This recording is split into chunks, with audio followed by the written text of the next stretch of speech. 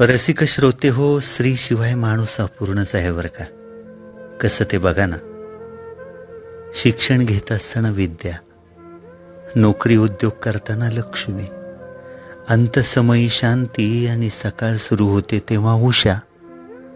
अहो दिवस संपताना संध्या, झोपी जाताना निशा, झोप लागली तर सपना आणि मंत्रोच्चार करताना गायत्री.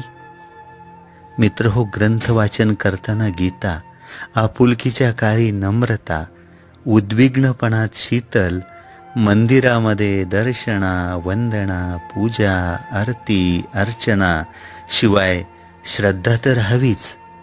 म्हातारपणी करुणा, पण ममतासह बरं.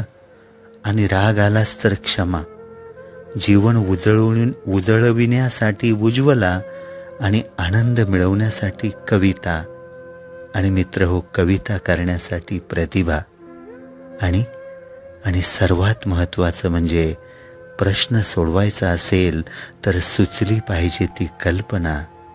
आणि अशी कविता रचण्यासाठी असावी लागते जवळ ती प्रज्ञा. कठोर परिश्रम म्हणजे कांचन व साधना.